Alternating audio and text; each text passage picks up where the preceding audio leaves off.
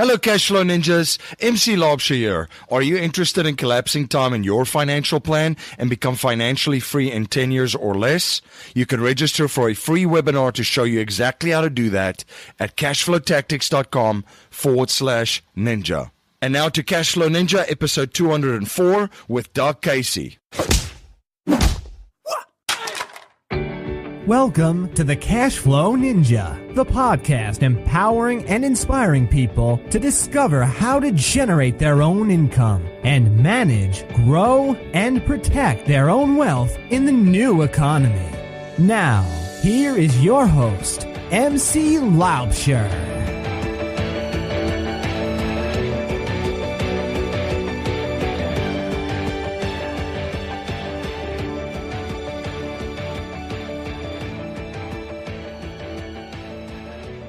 Hello, Cashflow Ninjas. MC Lobsher here, and welcome to another episode of the Cashflow Ninja. I have a great show for you today, and in today's show, we're going to look at how to make the most of your personal freedom and financial opportunity around the world. We have a lot happening in economy and markets, geopolitical trends, societal trends, and much, much more. Joining me today to help make sense of all of this is returning guest Doug Casey. Doug Casey is a world-renowned speculator and libertarian philosopher. He wrote the definitive book on profiting from periods of economic turmoil, Crisis Investing, a #1 New York Times bestseller. His most recent releases, Totally Incorrect and Right on the Money, continue his mission of challenging statism and advocating liberty and free markets. He has been a guest on hundreds of radio and TV shows, including David Letterman and Charlie Rose, and has been featured in publications such as Time Magazine, Forbes, People, and The Washington Post. Founder of Casey Research, he is a regular keynote speaker at FreedomFest, the world's largest gathering of libertarians and like-minded thinkers. He currently spends most of his time in Argentina and Uruguay, as well as traveling to various dysfunctional hellholes. Doug has also released the second book in the High Ground series. The first one was a fantastic read, Speculator, and the second book, Drug Lord, is out and available on Amazon currently. Please share your feedback and thoughts on today's interview. You can let me know your thoughts on Twitter by tweeting me at MC Laubscher or by email at info@cashflowninja.com. And please remember to join our mailing list by signing up at cashflowninja.com or texting Cashflow Ninja to 44222. To ensure that you never miss one of our episodes, you can download our free interactive smartphone apps on the Apple and Google Play app stores. You can support the show by becoming a patron on Patreon for $10 a month, and when you do become a patron, you get access to our private Facebook page where previous guests connect with listeners, and you get to access a community of people that are on the same journey as you are, where you can network, share information and ideas, and possibly find a partner for your next business and deal. When you do become a patron, I will also send you a Cashflow Ninja t-shirt. You can become a patron at cashflowninja.com/support. My friend Dave Zook says you can be conventional or you can be wealthy, but you need to pick one. At The Real Asset Investor, Dave and his company create value for investors looking for higher yield returns from real estate ventures, domestically and internationally. To learn more about the exciting investment opportunities The Real Asset Investor offers, such as the syndication opportunity at Mahogany Bay Village in Belize, or investment opportunities in the multifamily space in the U.S., visit cashflowninja.com/real asset investor. Gelt Inc. is a multifamily syndicator which has acquired over 6,700 apartment units valued at over $1 billion through a private equity syndication model. Gelt provides its investors with significant cash-on-cash returns while maintaining and enhancing equity invested for the long term. You can reach out to Josh Satin at josh@geltinc.com to learn more. Have you read Rich Dad Poor Dad? Are you interested in real estate investing and don't know where to start and how to get the results you want? For valuable information to get you started, visit JoinUps Properties at joinupsproperties.com. If you want to create an income stream of 8% on your cash or money in your self-directed IRAs within 90 days in real estate without finding the property, fixing it up, finding a tenant, and all the other management headaches, you have to watch the private lending presentation at cashflowninja.com/private lending. The wealthiest investors on the planet know how to capture their wealth and leverage it to perpetually grow it. If you're interested in learning the premier strategies of the wealthiest individuals and families on the planet, you can access your free webinar at cashflowninja.com/be-the-bank. Doug, thank you so much for joining us on the show again. It's a pleasure, MC. What a year we've had. And I know that you find yourself back in the United States. Where do you find yourself right now? And what are some of your experiences after now living overseas and traveling overseas, coming back into the United States? What have you found back here? Well, I'm speaking to you right now from Aspen, Colorado, which is where I usually am during the Northern Hemisphere summer. And it's delightful to be here in this little town. We call it the People's Republic of Aspen because it has a reputation as being a rich person's enclave, which it is, but the billionaires are driving the millionaires down valley out of town itself. So in the town of Aspen, which is delightful, you just have extremely rich people, and then you have about 2,300 in a town of 10,000 people maximum. You have about 2,300 so-called employee housing units, which are actually government housing units, very upmarket, very classy here in Aspen. But that's the sociological makeup of Aspen. But it's problematical all over the U.S. at this point. The U.S. is rapidly turning into a welfare state, although oddly, it's still better than most other places in the world. I know that you love stopping in the TSA when you get through customs, and always enjoy the warm and friendly welcome. How was your experiences this time? It's always distasteful to be asked impertinent questions by people that were recruited to their jobs off of pizza boxes and the like. The TSA is amazing to me in that how did they find 60,000 people that weren't doing anything else? And generally middle-aged people. These aren't kids out of high school that are looking for a job. Where do they find 60,000 basically middle-aged people that are willing to dress up in costumes and go through other people's dirty laundry and frisk them and so forth? It's very disturbing to me that it was so easy for the government to round up that many people to do such a degrading job. And I want to go back to Aspen quick, where you are at right now. Now, you've had sort of like a retreat in past years, almost like a mastermind where there was interesting folks that you would like to meet with and share ideas with and talk. Do you still have something like that going on? No, I ran that here in Aspen for 30 years, from 1980 to 2010. It was called the Eris Society, and it's still, you can still look it up on the internet, erissociety.org.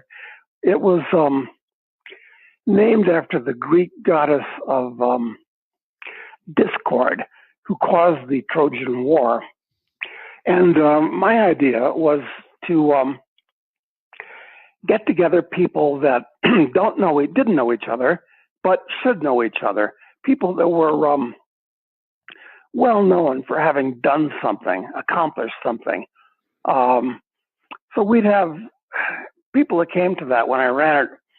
They ranged from Paul McCready, who invented the Gossamer Condor, to Burt Rutan, to Sonny Barger, the head of the Hells Angels, to, all kinds of, Stuart Brand, who did the Whole Earth catalog. We had lots and lots of wild and woolly characters, and we'd entertain ourselves for 3 days. Everybody would give a presentation about what was on their mind or what made them who they are and so forth. So I did that for a long time, 30 years. But then I stopped doing it because the second law of thermodynamics rules everything. And as organizations get older, they almost always, even involuntarily, become constipated and corrupted. And so it cost me a lot of money every year to put on. It cost me a lot of brain damage to organize it. And I figured enough was enough. But yeah, I did that for many years here in Aspen. Wow, that definitely seems like a lot of fun and a lot of interesting experiences. And is there still events that you attend in Aspen, or is it these days a little bit more difficult to converse with the locals in Aspen? Well, here in Aspen, we have the Aspen Institute. I never go to that because it's very establishmentarian and conservative. I mean, they have people that you read about in the New York Times, which are not very interesting to me, stultifying. So what I do here in Aspen is play poker with some friends once a week, go to a couple luncheon groups that we have a speaker once or twice a week, and otherwise hang out here on the ranch and read books. Fantastic. Well, I'm excited to talk to you about many things, psychology, trends in our society, a little bit of economy and markets, precious metals, of course, and the expanding and now entertaining space called the crypto space and the blockchain technologies, and much, much more. But let's start out with societal madness here, because the Russians are always coming. North Korea is going to nuke us. Everyone's a bigot and a racist that don't agree with you. Colleges are filled with safe spaces, and in case students get triggered by some term that's deemed offensive or racist or sexist or discriminatory against someone or someone's gender, we've seen, staying on that topic, we've seen New York City legally recognize 31 different gender identities. California is threatening to arrest people for using the wrong term, I guess, of gender identities. Doug, have we lost our mind? Are we living in an insane asylum at the moment? Increasingly, MC, it really does seem as if we're living in the twilight zone. Yeah, it's actually crazy. I understand that Facebook has 48 different gender identities, and I read someplace the other day that some other organization has determined over 100 different gender identities. So we've got a lot of very confused people running around. And it's bad enough that they're confused, but these are very hostile people, angry people. So I like to stay away from people like that.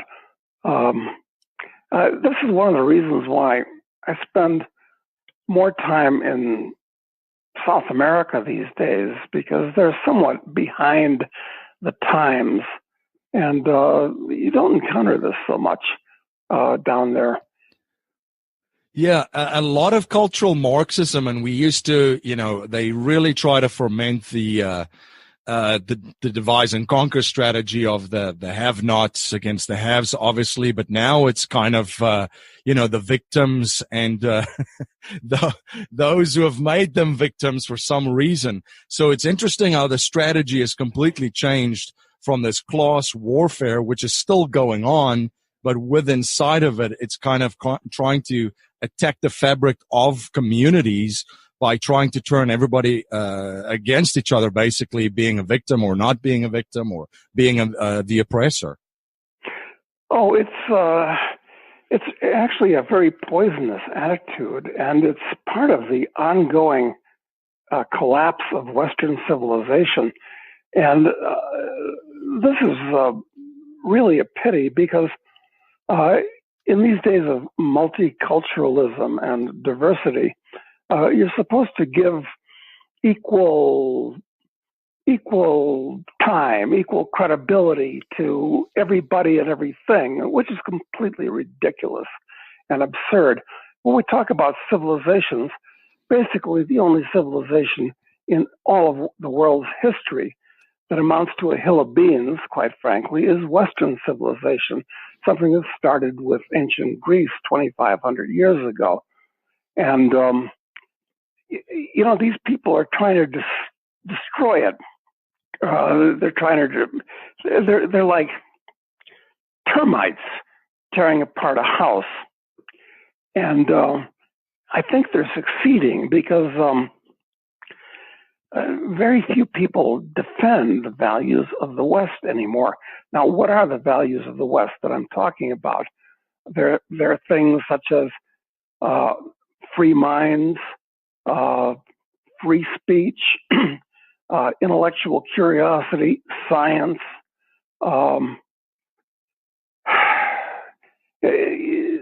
These are things that are being washed away by the forces of cultural Marxism and so forth. So I don't know what's to be done about it. I try to do my part just to speak out and act out when I can.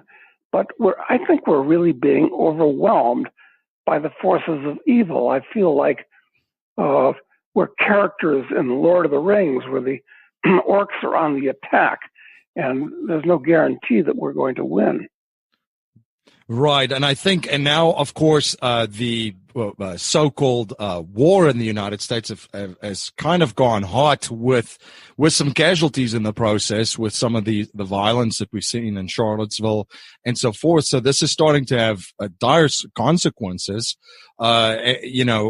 Since Trump has taken office, obviously there's a lot of critters that have climbed out from underneath the rocks, and it's really gone into full mode on both ends. And as you said, diversity is preached, but there's not really any place for diversity of opinion and thoughts and philosophy in society today. No, there's not. They talk about diversity, but they don't practice it. And I'm a very laissez-faire person from all points of view: economic, psychological, intellectual.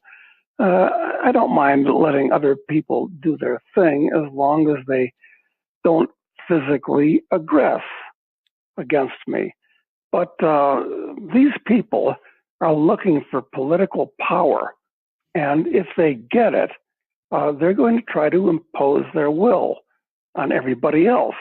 And it's going to be the type of thing, they will try to transform U.S. society into something that resembles what happened in China under Mao, or in the USSR under Stalin, or in Germany under Hitler.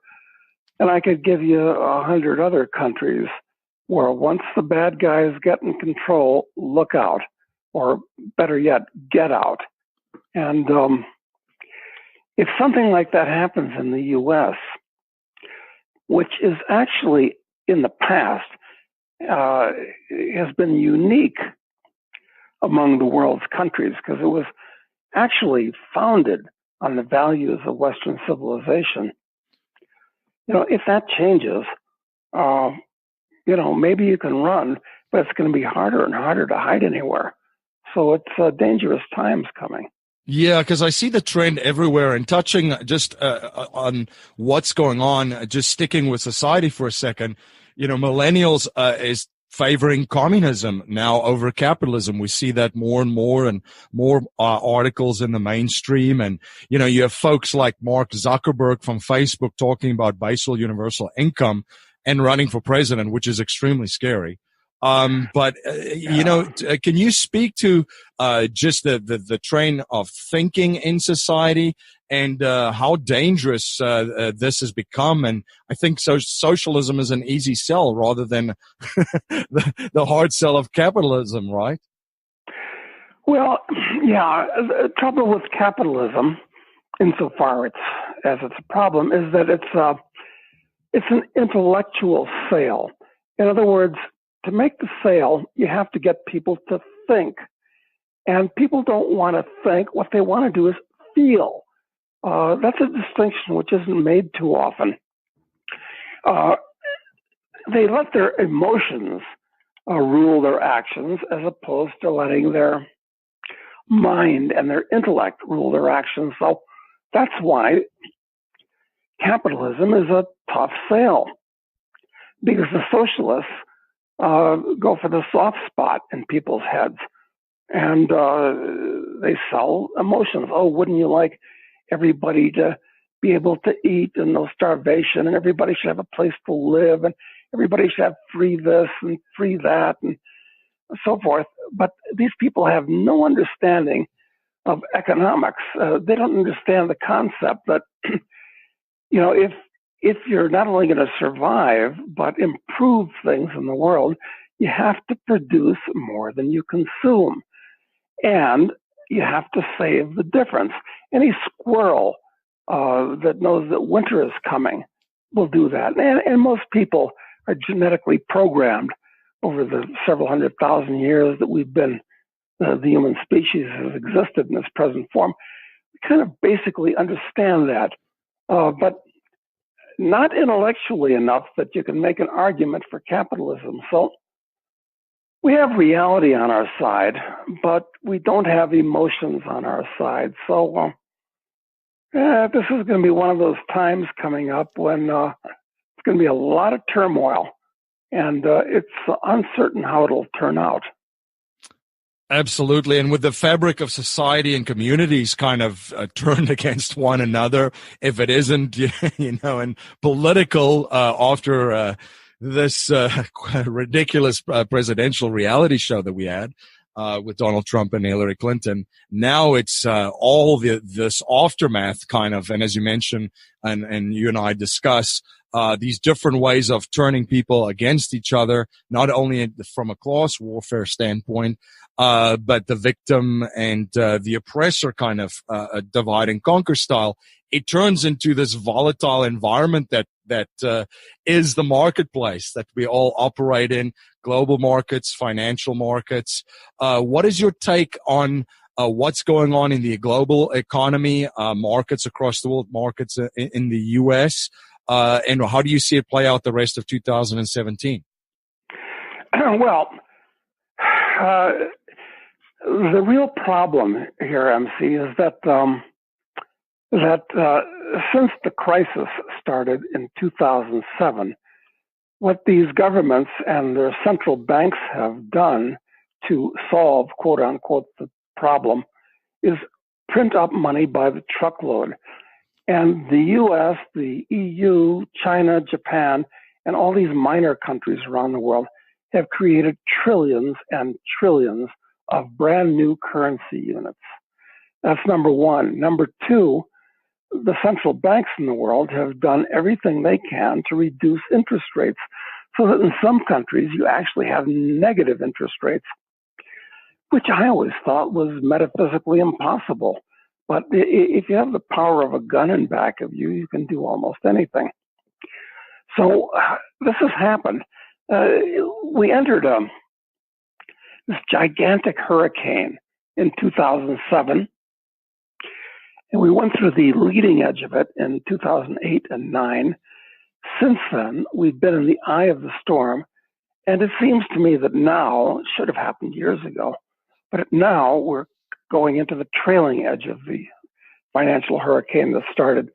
And it's going to be much different, much longer lasting, and much more serious than what we had in 2008 and 9, which was a very unpleasant time with the crashing stock market and so forth. So that's the way I see things economically at the moment. So I would say if anybody's listening wondering what to do, I would say get conservative and batten down the hatches. You're listening to Doug Casey on the Cashflow Ninja podcast. We will be right back after a word from our sponsor.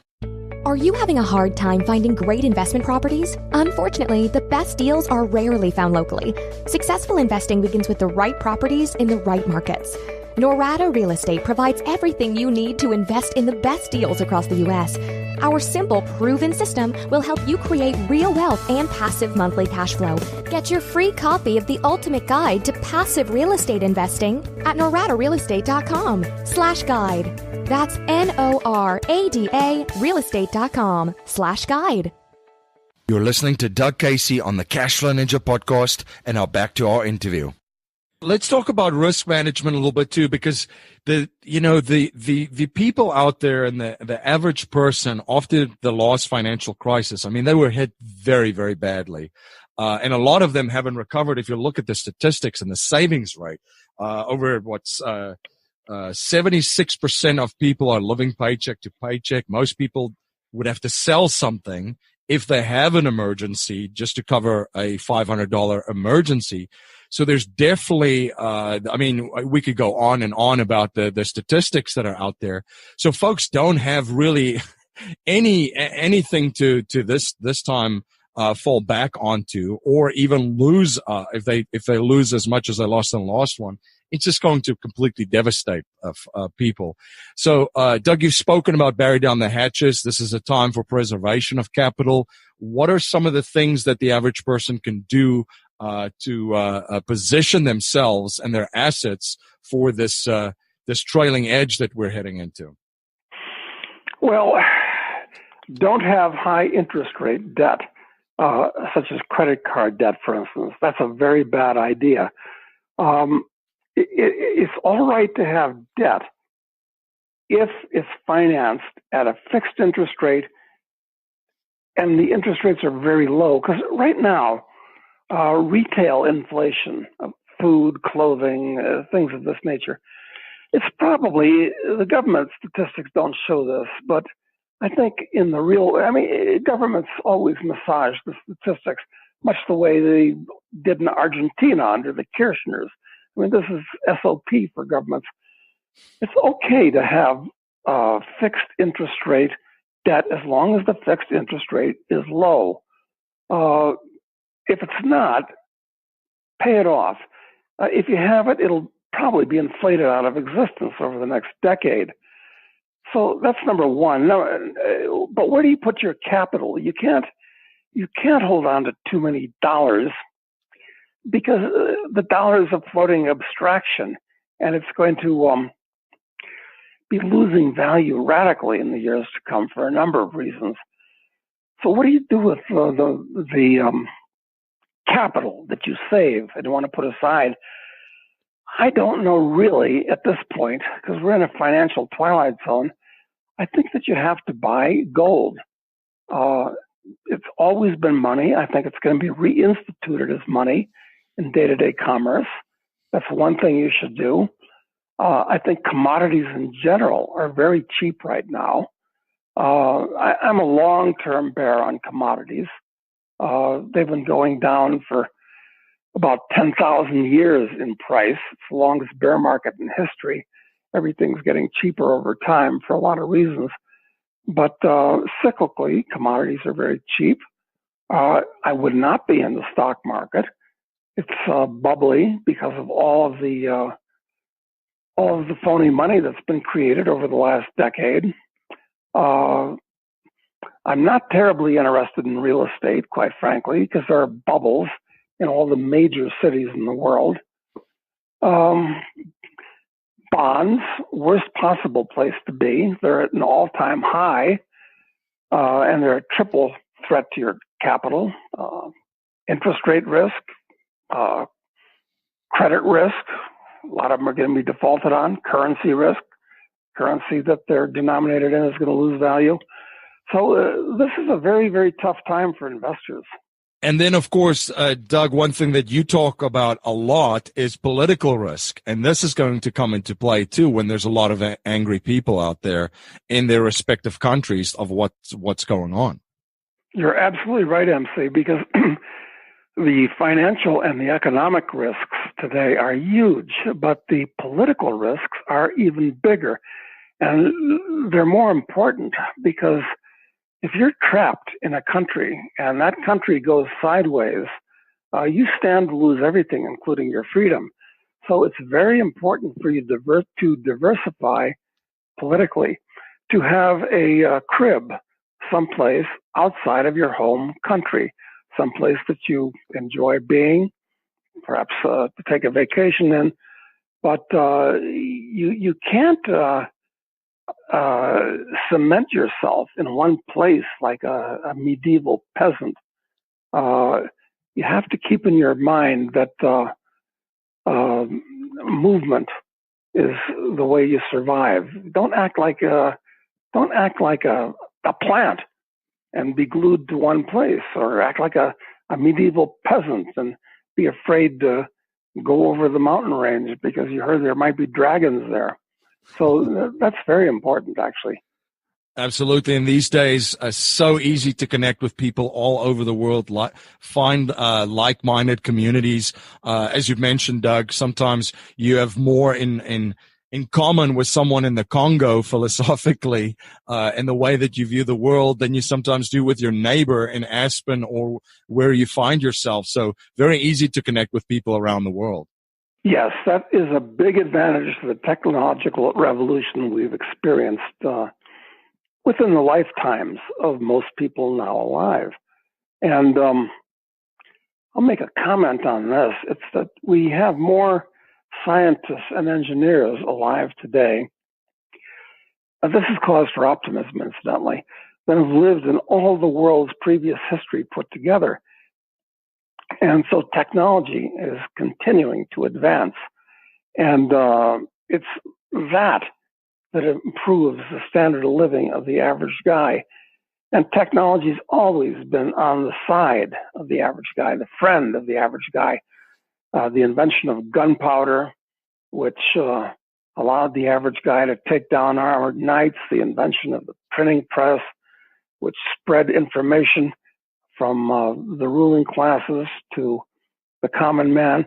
So advances in technology today are real cause for optimism, because I hate to present a too pessimistic feature. And I'm sure that 100 years from now, even with all the problems that we're going to experience in the next few years, 100 years from now, things are not only going to be better than you imagine, but probably better than we can imagine at the rate that technology is improving. It's like it's on an exponential curve. So I'm optimistic long term. In fact, I'll say if you can live another 10 years or manage to live another 20 years, which isn't asking a lot unless you're already quite old, you might be able to live a very, very long time with advances that are being made in medical technology and life extension. So there's a lot of things to keep in mind. Absolutely. I'm with you on that. Very, very optimistic about technology. And it's exciting to see what's happening globally. And just before we get into the crypto and the blockchain stuff, how opportunity has kind of been decentralized. And Gerald Celente has spoken about it, that Silicon Valley might be the next Rust Belt 2.0, because you don't necessarily have to go to Silicon Valley these days to create a technology and grow your company. This could happen anywhere on the planet. And because of technology, again, you don't have to go and necessarily meet and stay in that kind of bubble to get a company off the ground. And there's folks around the world doing a lot of exciting things. So definitely exciting times that we live in. Doug, what are some of your take on some of the cryptocurrencies and blockchain? Is this something that you have been involved in? I know you shared a story about actually seeing a physical Bitcoin once down in Argentina. Yes, I bought a young Belgian guy lunch down in Cafajate, where I have a development, and he gave me a Bitcoin, a physical Bitcoin, which exists incidentally, because they have the coding written on them, so you can turn it into a web-based Bitcoin. But I have a physical one. It's kind of a collector's item.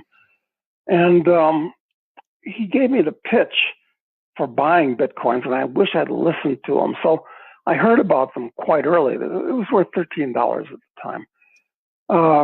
And now I do own Bitcoins, and I own a few other cryptocurrencies. But I'm moving gingerly because Bitcoin is no longer $13. And I can see that it can go higher. And the blockchain technology, I mean, Bitcoin is just and the other cryptocurrencies are just the first applications of the blockchain technology. I spent a day with John McAfee a couple of weeks ago. Stayed over at his place, and we got along very well. And he knows as much about this as just about anybody in the world. His opinion is that Bitcoin is going to go much higher, and that the blockchain technology is the biggest development since the internet itself. So I'm looking for a proper way to play it, because I hate owning something after it's gone up many, many hundreds of times in price, even if I think it'll go higher. But it's a big deal, and it's going to help liberate the average guy, because they say, my original problem with Bitcoin was that great medium of exchange, but it's based on nothing. It's really kind of a fiat currency. It's not backed by anything. And I thought more about it, and I said, no, it has utility value. It allows you to transfer wealth across countries, across borders easily. Hopefully it'll put a bullet in the head of the SWIFT system, which is expensive and slow. So good arguments for all these things. And I'm looking for Bitcoin 2.0. So, yeah, it's a good thing. Very, very interesting. And I have to say, Doug, the conversation that you had with John McAfee, both of two very, very interesting folks. I'd love to be a fly on the wall of that conversation. That had to be a very, very interesting conversations that you guys had. He's quite an interesting character. I've been following him as well, but I share your view in Bitcoin. And I've mentioned before that I can just see Bitcoin and some of these cryptos in Africa just exploding. Recently went back there, and a lot of folks transact on their phones. And these are all people, as you mentioned, that know what political risk is like. They all have a lot of guys running their countries that destroy their savings on a daily basis. So I could just see something like this, and I believe the Kenyans already has some shape or form already, something where they exchange or can purchase stuff with cell phone minutes. So, I mean, this is an automatic switch to them to get out of the currencies that they're in. Oh, I absolutely agree. I mean, talk about Africa, which incidentally I feel is where the future is. And if I was 30, it would definitely be where I would go to make money. But these Africans are forced to save these crazy local currencies like kwaches and pulas and Zimbabwe dollars. It's insane. And they all have smartphones, or a lot of them have smartphones today. So, of course, they're going to use Bitcoin and other cryptocurrencies. And my understanding is that right now there are only about 25 million people in the world that actually own Bitcoin. So since we have 7-point-something billion people in the world, there's a lot more people that are going to be buying Bitcoin and the others. So the price is probably going to go higher, even though it's a bubbly market right now. So I think that might be the way to look at it. Yeah, absolutely. I've just read some research too that's around 1% of the population, and wait till you get to 3% of the population that's there in the U.S. and then 10%. So there's definitely some potential there. Now, Doug, I want to dive into the books that that is just fascinating. The Speculator is a fantastic read. You'd shared on the show before a little bit about the Speculator and our hero Charles Knight. You've recently released The Drug Lord. Can you share a little bit about the book for my listeners out there? Yeah, what I'm doing And I think your listeners will be quite interested in these novels because you can say things in the form of fiction that you really had better not say in the form of nonfiction. So what I'm doing with my co-author, John Hunt, who's a medical doctor who no longer wants to practice medicine, like many doctors today, incidentally, because the regulations and everything are just onerous.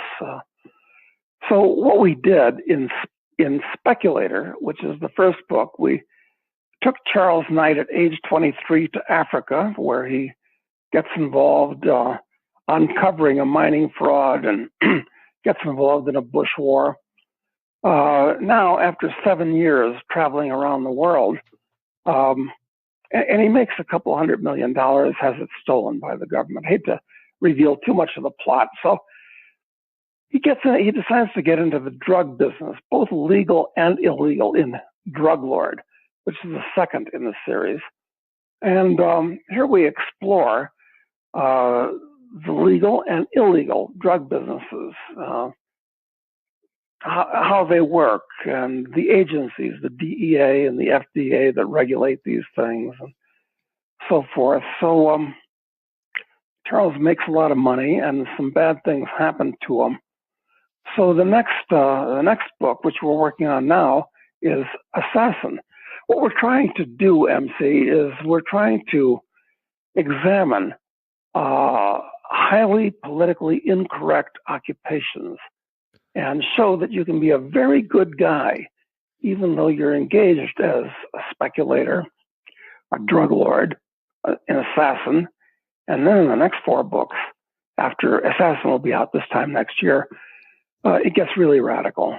So most people that have read Speculator and Drug Lord like them quite a bit. You can get them on Amazon, or you can go to highgroundbooks.com, either one. Doug, where can my listeners reach out to you just to learn more about yourself, some of the companies that you're involved with, the books they can grab on Amazon?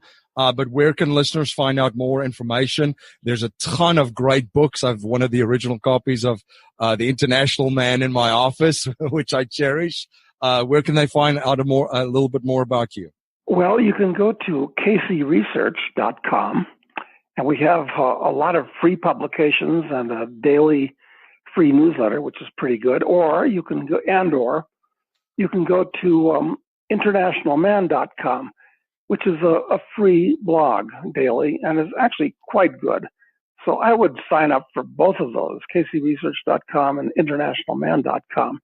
And from there, you can be directed to other services and newsletters and whatnot that the company publishes. Absolutely, and they're extremely valuable and very entertaining. I receive them in my inbox every day and would highly recommend them. Doug, thank you so much for your time. I really appreciate connecting with you again, and thank you so much for trying to help make sense of the world as it is right now out there, which is a very, very hard job to do. Well, MC, I look forward to talking to you again sometime in the future. This is MC Laubscher, the host of the Cashflow Ninja podcast. As you may know, I'm also the president and chief wealth strategist of Valhalla Wealth Financial. We help individuals, families, small businesses, entrepreneurs, and professionals build their wealth outside of Wall Street and help investors maximize the use of every dollar in their personal economy and boost their investment gains. We do this by combining the capital and investments with the financial vehicle of the wealthy according to the infinite banking concept. If you're interested to learn more about privatized banking and the infinite banking concept, you can access an exclusive webinar at cashflowninja.com/be-the-bank.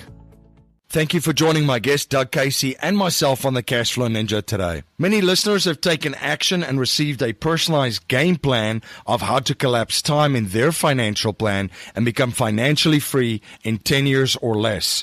If you're interested in a personalized game plan and a custom roadmap to achieve financial freedom in 10 years or less, you can register for a free webinar at cashflowtactics.com/ninja. If you like what you hear and appreciate what we're trying to build here at the Cashflow Ninja, please subscribe, rate, and review our show on iTunes and share our show with family, friends, in your network. I'm always trying to learn and improve in every area of my life, so if there's any way that I can provide more value for you and serve you better, please reach out to me at info@cashflowninja.com. If you're not a subscriber to the Cashflow Ninja Gashku newsletter, you can sign up for our newsletter at cashflowninja.com or text Cashflow Ninja to 44222. You can also support the show by becoming a patron on Patreon for $10 a month. And when you do become a patron, you get access to our private Facebook page and that awesome Cashflow Ninja t-shirt. You can become a patron at cashflowninja.com/support. Geld Inc. is a multifamily owner which has acquired over 6,700 apartment units valued at over $1 billion through a private equity syndication model. Banking on the renter revolution amongst millennials and baby boomers, all-time low home ownership rates, and a major shortage of well-located apartments at affordable price points, Geld has provided its investors with consistent cash-on-cash returns while maintaining and enhancing equity invested for the long term. For more information on how to achieve sustainable yield for the long term, you can email Josh Satin at josh@geldinc.com. Smart investors know that the banks actually don't own most automatic teller machines. In fact, the opportunity for private investment provides stellar passive returns, figures in the double digits, with the added bonus that most of the income is tax-free. Who wants to walk blindly past an ATM and not cash in on that opportunity? ATM machine ownership brings you a steady stream of hands-off passive income. Dave Zook and the Real Asset Investor team have been providing opportunities for investors in this uptrending activity of ATM use. If you're an accredited investor and would like more information on how you can invest in this exclusive asset class that very few investors will ever have access to, sign up for your free webinar on how to create income streams from ATMs at cashflowninja.com/real asset investor. Jimmy Freeland and Bob Scott have been in your shoes and have used real estate investing to become financially free. They have designed a system to take any beginner to an experienced deal-making investor in the least amount of time. They offer opportunities from basic education, coaching, bridge loan investing, to turnkey investments in the cash-flowing market of St. Louis, Missouri. For more information, please visit joinupsproperties.com or call Jimmy and Bob at 314-799-2247. If you want to create an income stream of 8% on your cash or money in your self-directed IRA within 90 days in real estate without finding the property, fixing it up, finding a tenant, and all the other management headaches that comes along with it, you have to watch the private lending presentation at cashflowninja.com/private lending. The wealthiest investors on the planet know how to capture their wealth and leverage it to perpetually grow it. If you're interested in learning in the premier strategies of the wealthiest individuals and families on the planet, you can access your free webinar at cashflowninja.com/be the bank. That's our show for today, everyone. Until next time, live a life of passion and purpose on your terms. You have been listening to the Cashflow Ninja with your host, MC Laubscher, the podcast empowering and inspiring people to discover how to generate their own income and manage, grow, and protect their own wealth in the new economy. Today's show notes and resources are available on our website, cashflowninja.com. This presentation is for educational and informational purposes only. The information being presented and considered does not consider your particular financial objectives or situation, and it does not make personalized recommendations. This material is not intended to replace the advice of a qualified tax and legal advisor or other qualified professionals, and you should not use the information in place of a customized consultation with a licensed professional regarding your specific personal financial objective, situation, and needs. We believe the information provided is reliable, but we do not guarantee its accuracy, timeliness, or completeness.